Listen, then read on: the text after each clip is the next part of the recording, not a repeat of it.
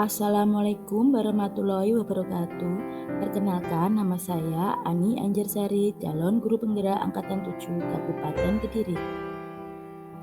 Pada kesempatan kali ini, saya akan memaparkan koneksi antar materi modul 3.1 pengambilan keputusan berbasis nilai-nilai kebajikan sebagai pemimpin. Dengan Bapak Teguh Supriyadi sebagai fasilitator dan Ibu Trini Nusa Bakti sebagai pengajar praktek. Bagaimana pandangan Ki Hajar Dewantoro dengan filosofi Pratap Triloka memiliki pengaruh terhadap bagaimana sebuah pengambilan keputusan sebagai seorang pemimpin pembelajaran? Filosofi Pratap Triloka, khususnya Amarso Sumpah, memberikan pengaruh yang besar dalam mengambil keputusan sebagai pemimpin pembelajaran. Ki Hajar Dewantoro berpandangan bahwa sebagai seorang guru, kita harus memberikan tauladan atau contoh praktik baik kepada murid. Dalam setiap pengambilan keputusan, seorang guru harus memberikan karsa atau usaha keras sebagai wujud filosofi Pratap Triloka ing madya mangun karso. Dan pada akhirnya, guru membantu murid untuk dapat menyelesaikan atau mengambil keputusan terhadap permasalahannya secara mandiri. Guru hanya sebagai pamong yang mengarahkan murid menuju kebahagiaan. Hal ini sesuai dengan filosofi Pratap Triloka Tutwuri Handayani. Artinya, dari belakang hendaknya memberikan dukungan. Intinya, kita sebagai seorang guru harus bisa memberikan dukungan, arahan, dan bimbingan kepada para siswa. Guru bertugas mengamati siswa. Sebagai seorang guru dalam mendukung kreativitas siswa serta menggali potensinya, kita harus mengambil keputusan yang bertanggung jawab dengan berlandaskan kepada 4 paradigma, 3 prinsip pengambilan keputusan, dan 9 tahap pengambilan keputusan agar mereka meraih merdeka belajar untuk mewujudkan profil pelajar yang maksimal. Bagaimana nilai-nilai yang tertanam dalam diri kita berpengaruh pada prinsip-prinsip yang kita ambil dalam pengambilan suatu keputusan. Setiap guru seyogianya memiliki nilai-nilai positif yang sudah tertanam dalam dirinya. Nilai-nilai positif yang mampu mempengaruhi dirinya untuk menciptakan pembelajaran yang berpihak pada murid. Nilai-nilai yang akan membimbing dan mendorong pendidik untuk mengambil keputusan yang tepat dan benar. Nilai-nilai positif tersebut seperti mandiri, reflektif, kolaboratif, inovatif, serta berpihak pada murid. Nilai-nilai tersebut merupakan prinsip yang dipegang teguh ketika kita berada dalam posisi yang menuntut kita untuk mengambil keputusan dari dua pilihan yang secara logika dan rasa keduanya benar. Berada situasi dilema etika benar melawan benar, atau berada dalam dua pilihan antara benar melawan salah atau bujukan moral yang menuntut kita berpikir secara seksama untuk mengambil keputusan yang benar. Keputusan yang tepat diambil tersebut merupakan buah dari nilai-nilai positif yang dipegang teguh dan dijalankan oleh kita. Nilai-nilai positif akan mengarahkan kita mengambil keputusan dengan resiko yang sekecil-kecilnya. Keputusan yang mampu memunculkan kepentingan dan keberpihakan pada peserta didik. Prinsip-prinsip yang mendasari seseorang dalam mengambil keputusan yaitu 1. Berpikir berbasis hasil akhir. 2. Berpikir berbasis peraturan. 3. Berpikir berbasis rasa peduli. Dalam setiap pengambilan keputusan akan ada konsekuensi yang mengikuti serta keputusan berdasarkan nilai kebajikan universal yang berpihak pada siswa. Bagaimana materi pengambilan keputusan berkaitan dengan kegiatan coaching yang diberikan pendamping atau fasilitator dalam perjalanan proses pembelajaran kita, terutama dalam pengujian pengambilan keputusan yang telah kita ambil. Apakah pengambilan keputusan tersebut telah efektif? Masihkah ada pertanyaan dalam diri kita atas pengambilan keputusan tersebut? Hal-hal ini tentunya bisa dibantu oleh sesi coaching yang telah dibahas pada sebelumnya. Dalam materi pengambilan keputusan yang dipelajari di ternyata memiliki hubungan erat dengan kegiatan coaching atau bimbingan. Jika pada proses coaching kita membantu agar coach dapat membuat keputusannya secara mandiri, maka dalam modul ini kita kembali melakukan refleksi. Apakah keputusan yang dibuat tersebut dapat dipertanggungjawabkan menjadi win-win solution bagi pembuat keputusan atau justru akan dapat menimbulkan masalah di kemudian hari. Dalam pembelajaran pengambilan keputusan ini, diberikan panduan berupa 4 paradigma, 3 prinsip, dan 9 langkah dalam pengujian dan pengambilan keputusan yang tentu akan membuat suatu keputusan semakin tajam dan matang. Coaching adalah keterampilan yang sangat penting dalam menggali suatu masalah yang sebenarnya terjadi, baik masalah dalam diri kita maupun masalah yang dimiliki orang lain. Dengan langkah coaching, kita dapat mengidentifikasi masalah apa yang sebenarnya terjadi dan membuat pemecahan masalah secara sistematis. Konsep coaching Tirta sangat ideal apabila dikombinasikan dengan 9 langkah konsep pengambilan dan pengujian keputusan sebagai evaluasi terhadap keputusan yang kita ambil. Pembimbingan yang telah dilakukan oleh pendamping, praktek, dan fasilitator telah membantu saya berlatih mengevaluasi keputusan yang telah saya ambil. Apakah keputusan tersebut sudah berbuah pada murid, sudah sejalan dengan nilai-nilai kebijakan universal, dan apakah keputusan yang saya ambil tersebut akan dapat saya pertanggungjawabkan. Bagaimana kemampuan guru dalam mengelola dan menyadari aspek sosial emosionalnya akan berpengaruh terhadap pengambilan keputusan. Sebagai seorang pendidik, kita harus mampu menjembatani perbedaan minat dan gaya belajar murid di kelas, sehingga dalam proses pembelajaran murid mendapatkan pembelajaran yang menyenangkan dan sesuai profil belajar mereka masing-masing.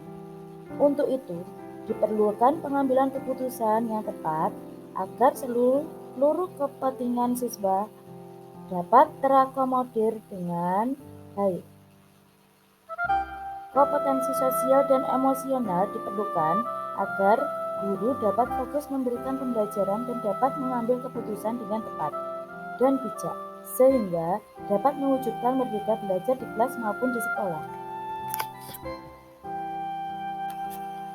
Bagaimana pembahasan studi kasus yang fokus pada masalah moral atau etika kembali kepada nilai-nilai yang dianut seorang pendidik. Pembahasan studi kasus yang berfokus pada masalah moral atau etika akan semakin mengasah empati dan simpati seorang pendidik. Pendidik yang telah terlatih akan mempunyai rasa empati dan simpati yang baik sehingga diharapkan mampu mengidentifikasi dan memetakan paradigma dilema etika agar pengambilan keputusan sebagai pemimpin pembelajaran lebih bijak.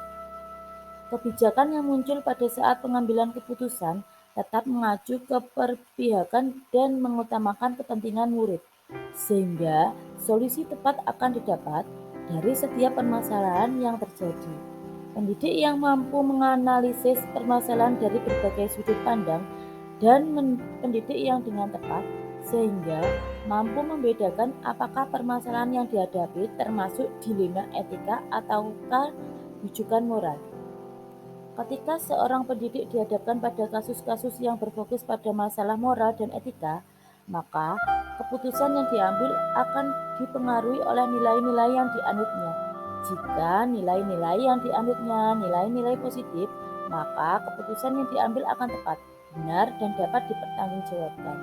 Dan begitu pun sebaliknya, jika nilai-nilai yang dianutnya tidak sesuai dengan kaidah moral, agama, dan norma, maka keputusan yang diambilnya lebih cenderung bernyawa pada kebenaran menurut versi berikut. Selain itu, pembahasan studi kasus yang berfokus pada masalah moral atau etika juga dapat melatih ketajaman dan ketepatan dalam pengambilan keputusan, sehingga dapat dengan jelas membedakan antara dilema etika ataukah bujukan moral. Keputusan yang diambil akan semakin akurat dan menjadi keputusan yang akan dapat mengakomodir kebutuhan murid dan menciptakan keselamatan dan kebahagiaan semua pihak berdasarkan nilai-nilai kebenaran dan kebajikan. Bagaimana pengambilan keputusan yang tepat? Tentunya berdampak pada terciptanya lingkungan yang positif, kondusif, aman, dan nyaman. Keputusan yang kita ambil secara langsung maupun tidak langsung akan berdampak kepada implementasi pembelajaran dan mempengaruhi situasi di sekolah. Setiap keputusan yang kita ambil harus tepat dan bijak, berlandaskan nilai-nilai kebajikan, keteladanan, bijaksana, dan tidak melanggar norma.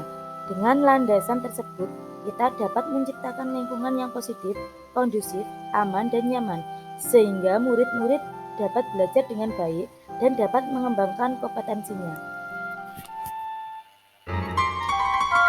Apakah tantangan-tantangan di lingkungan Anda untuk dapat menjalankan pengambilan keputusan terhadap kasus-kasus dilema etika ini? Adakah kaitannya dengan perubahan paradigma di lingkungan Anda? Pengambilan keputusan yang dilakukan berlandaskan atas 3 prinsip penyelesaian dilema, yaitu berpikir berbasis hasil akhir, end-based thinking, berpikir berbasis peraturan, rule-based thinking, atau berpikir berbasis rasa peduli, care-based thinking. Pemilihan prinsip tersebut tentunya disesuaikan dengan situasi dan kondisi yang ada. Meskipun setiap keputusan pasti ada resiko, pro dan kontra, namun hal ini menjadikan salah satu tantangan tersendiri. Tantangan yang saya hadapi dalam pengambilan keputusan terhadap kasus-kasus yang sifatnya dilema etika adalah perasaan tidak enak yang timbul karena tidak dapat memuaskan semua pihak. Namun, dengan mengikuti 9 langkah pengambilan keputusan, dapat meminimalkan perasaan tidak nyaman dan keputusan yang saya ambil dapat diterima oleh semua pihak. Apakah pengaruh pengambilan keputusan yang kita ambil ini dengan pengajaran yang memerdekakan murid-murid kita? Bagaimana kita memutuskan pembelajaran yang tepat untuk potensi murid kita yang berbeda-beda? Menurut pendapat saya, semua tergantung kepada keputusan seperti apa yang diambil. Apabila keputusan tersebut sudah berpihak kepada murid, baik itu tentang metode yang digunakan oleh guru, media, dan sistem penilaian sudah sesuai dengan kebutuhan murid, maka hal ini akan dapat memerdekakan murid dalam belajar dan pada akhirnya murid dapat berkembang sesuai dengan potensi dan kodratnya. Namun, sebaliknya, apabila keputusan tersebut tidak berpihak kepada murid dalam hal metode, media, penilaian, dan lain sebagainya, maka kemerdekaan belajar murid hanya sebuah mimpi belaka dan tentunya murid tidak akan dapat berkembang sesuai potensi dan kodratnya.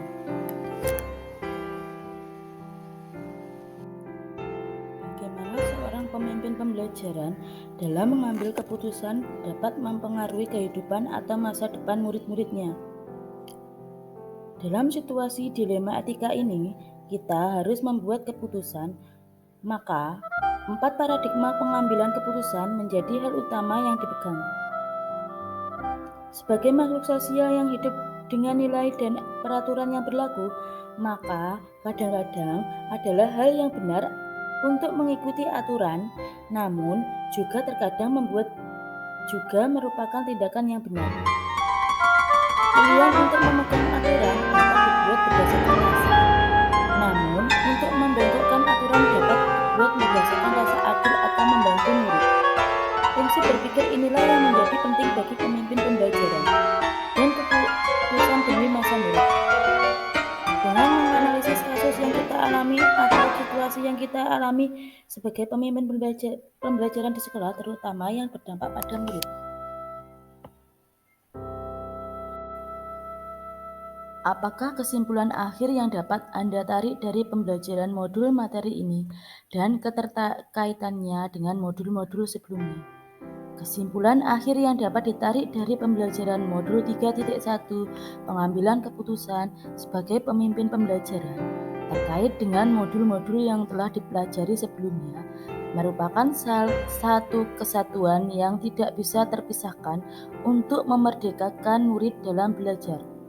Sebagaimana dijelaskan oleh Ki Hajar Dewantara bahwa pendidikan bertujuan menuntut segala proses dan kodrat atau potensi anak untuk mencapai sebuah keselamatan dan kebahagiaan belajar, baik untuk dirinya sendiri, sekolah maupun masyarakat. Dalam melaksanakan proses pendidikan, seorang pendidik harus mampu melihat dan memahami kebutuhan belajar muridnya, serta mampu mengelola kompetensi sosial dan emosional yang dimiliki dalam mengambil sebuah keputusan. Sebagai pemimpin pembelajaran, untuk dapat mengambil sebuah keputusan dengan baik, maka keterampilan coaching akan membantu kita sebagai pemimpin pembelajaran dengan pertanyaan-pertanyaan untuk memprediksi hasil dan berbagai opsi dalam pengambilan keputusan. Keterampilan coaching ini dapat membantu murid dalam mencari solusi atas masalahnya sendiri. Tidak sebatas pada murid, keterampilan coaching dapat diterapkan pada rekan sejawat atau komunitas terkait permasalahan yang dialami dalam proses pembelajaran. Selain itu, diperlukan kompetensi kesadaran diri, pengelolaan diri, kesadaran sosial, dan keterampilan lain berhubungan sosial untuk mengambil keputusan, dan proses pengambilan keputusan diharapkan dapat dilakukan secara sadar penuh. Sadar dengan berbagai pilihan dan konsekuensi yang ada. Demikian pemaparan koneksi antar materi modul 3.1 dari saya. Assalamualaikum warahmatullahi wabarakatuh.